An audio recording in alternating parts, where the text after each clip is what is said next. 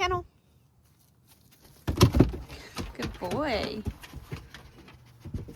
So public outings are usually where I see most clients making some mistakes with their dogs. So I just want to kind of talk about that and show what I'm going to do here with Hank on his first public outing with me. He is not in this kennel, but one of the kennels back there. He's good. He's chilling. So with public outings, we need to make sure that it is a pet-friendly store. I'm at my local farm hardware store. When I first moved here, I've never heard of this store. So what I did was I walked in without a dog and I asked them politely, is it pet-friendly? If they said no, I would just be like, all right, sick, and just leave quietly. If they are pet-friendly, awesome. I bring in my training dogs all the time. They're always super chill here. Even though it's pet friendly does not mean that it's a dog park, so do keep that in mind. We do want our dogs to be acting politely and walking, politely on the leash, not peeing on things, we're not grabbing things, we're not letting our dogs jump on bags of mulch, things like that. I see dog trainers that are really bad for that a lot, is they'll have dogs on top of products. I don't think that that's cool. Dog nails put holes in stuff, and I don't want to buy sand and put it in my car and have a bunch of sand come out. That's very annoying. Grocery stores like H-E-B, Walmart, stuff like that, those are not pet friendly. I do not want to see your dog hanging out in the grocery store when I'm trying to buy food. Service dogs are different. They do have to have medically trained tasks. But chances are, if we are working on our first public outings and looking for help to improve those, we are not doing service work yet, or we're in training for service work. Either way, we should not be hanging out in the Walmart. So before I even leave my house with a dog for a training outing, I'm going to go through the checklist of everything I'm going to need for my training session. Is my e-collar charged? Is my leash in the car? Do I have a leash in the car? Treat pouch? All of that good stuff so that I'm ready when I come out to do my session. I also pre-plan what I want to do in different increments. So I'm always prepared for my session to not go well. It happens. You're not going to have a good session every time. I don't care how awesome your dog is. So I have my first plan of getting out of the car, and we'll do a quick training session in the parking lot. I live in Texas. It is so incredibly hot out today, so we're going to try and work. You can see here, there's some shade right there. That's probably where we're going to beeline to. All these old men are looking at me because I'm talking to my phone in my car. Love that. Anyway, I'm going to beeline to the shade. I don't want to burn his paw pads.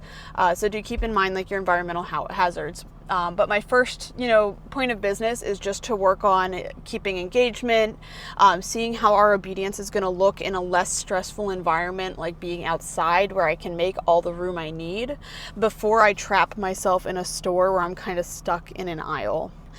Should that go well, we're going to go into the store as quickly as possible, because what's at the front of the store? The checkout line. And there is always people at the checkout line. So I'm going to try to go to the corner of my store where I know there's not going to be a lot of people. We're just going to do a little bit of attention game. Then we're going to go into some healing. And then as that goes well, we're going to work on what he really needs to work on, which is going to be longer stays. Currently for him, it'll just be a sit stay. I know he had some issues hanging on to that sit stay at my house with me today, so I'm very, very low expectation for today. But honestly, anytime I'm bringing a dog out, if we get out of the car and get 2 reps in, I'm happy. That is my bare minimum for the session. I'm not going to try and salvage a bad session with my dog. I don't want to be a public nuisance, and I don't want to create a bad situation for my dog where they're going to remember, oh, last time we went out, it kind of sucked because all you did was crank me on the e-collar and get mad at me, and I was stressed and overstimulated. So we do always want to be more reinforcing than we are punishing. So we do want to be a lot more treats and praise and toys and stuff like that than we are punishing the dog. If you feel like you are constantly cranking the dog, constantly punishing them, you are going a little bit too fast for them, and you need to just take a step back. Good boy. I'm going to see if he'll take some food from me. He'll take it, but he'll spit it out. Yeah, there we go. Good boy. Yeah. Kennel. Hank.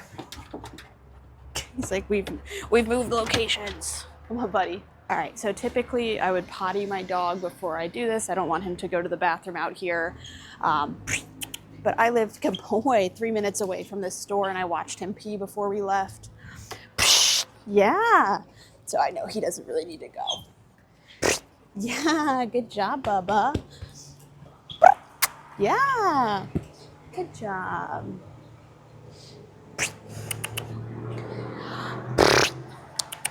Yeah, good boy. I'm just making some fun sounds for him. Every time he gets distracted, coming back to me, and you can see how much he enjoys praise here.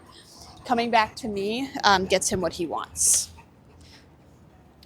This is why I like using a neutral space like a farm store over a pet store. Because at the pet store, you know, the employees like dogs, you know, there's other dogs in there, and they're going to give feedback to your dog's bad habits. So they might be like, oh, he's jumping, that's okay, he's cute. And that doesn't really help us when we're trying to work through issues that our dogs might be having, or even just teaching them to stay focused on us. I don't really want the cashier giving him cookies at this point. Yeah, good job. So I'm going to ask him for a couple positions and just gauge where we're going to be at here. Heel. It's like, I don't know where you went.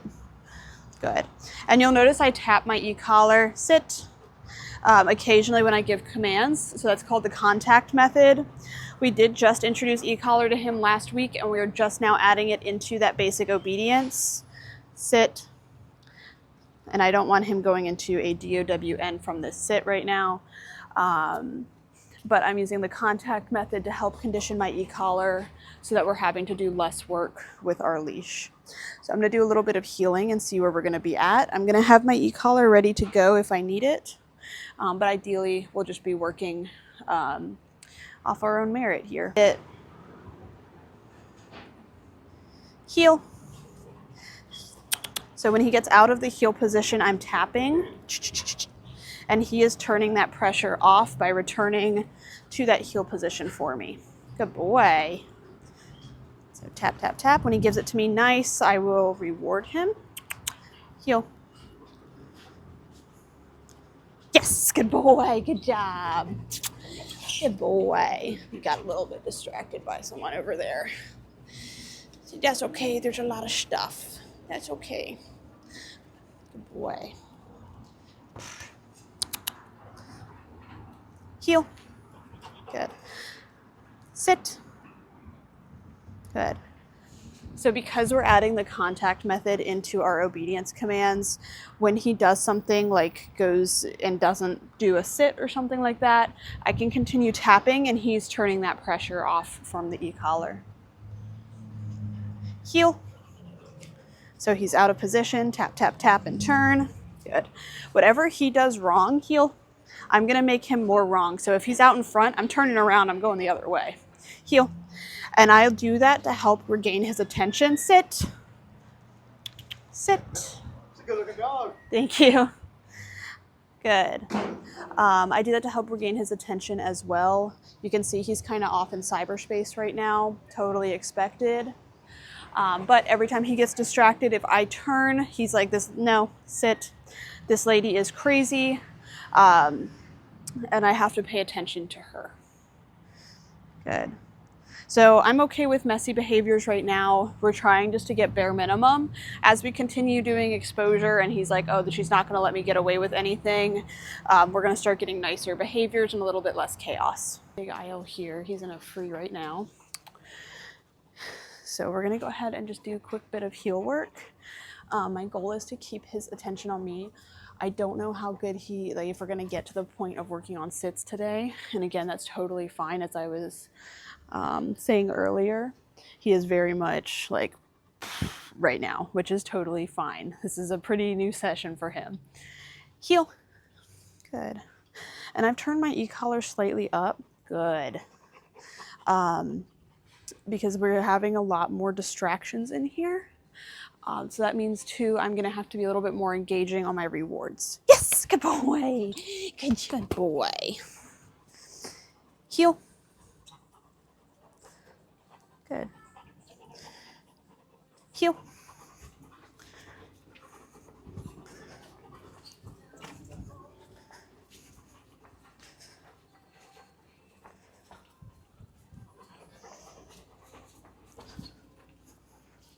So every time I see him losing focus on me, that's when I'm turning around. Yes, good boy. Good job. Yes, very proud of you. Heel.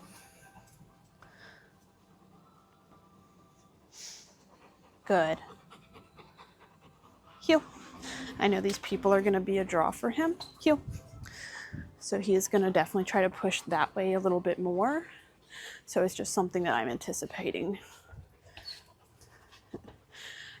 And there's already a big difference in his turns. Like, I'm not stimming here. He's willing to turn on his own. Yes, good boy. Good job, puppy. Which tells me he's understanding what I'm asking. Good boy. I am still throwing in a couple e-collar stims here and there as we continue working with the contact method on this. But overall, I want him to be making that decision and choosing, when and how the stim is applied. Good boy. Yes, you are a lover. All right, get him back into position. Heel. I added a tap there.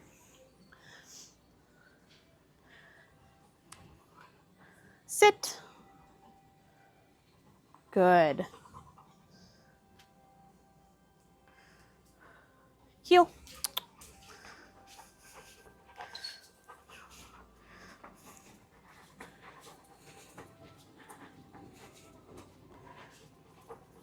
No.